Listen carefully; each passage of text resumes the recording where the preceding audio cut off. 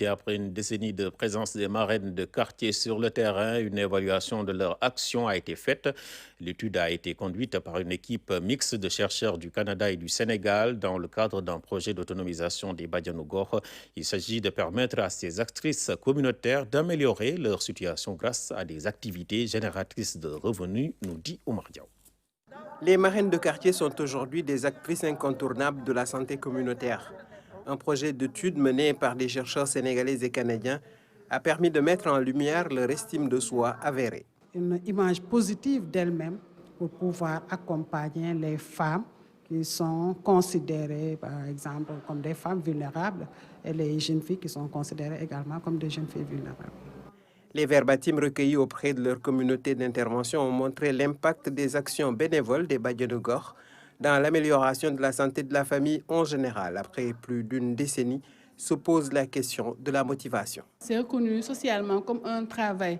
Donc, qui dit travail dit salaire. Le chef de l'État nous avait instruit de mettre en place une motivation pour les Badianougor. En 5 ans, des actions génératrices de revenus ont été tentées par des associations de Badianougor sur 4 sites. Elles concernent la transformation de produits locaux, la vente d'aliments et le microcrédit. Des exemples qui ont permis de répondre à une préoccupation. Comment mettre en place des approches qui permettent une prise en charge, une motivation durable des Badianougor.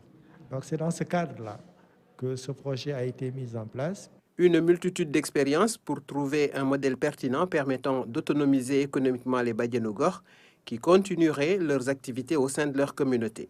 Quand on développe des activités génératrices de revenus, elles pourront cumuler cela avec leurs fonctions premières et voir dans quelle mesure il y aura des leçons apprises pour augmenter leur performance. Renforcer les Badianougor dans certaines régions du Sénégal, créer des modèles qui assurent la prise en charge de ces Badianougor. L'expérience de transformation de produits céréaliers fortifiés menée à Kaolack a particulièrement été bien accueillie.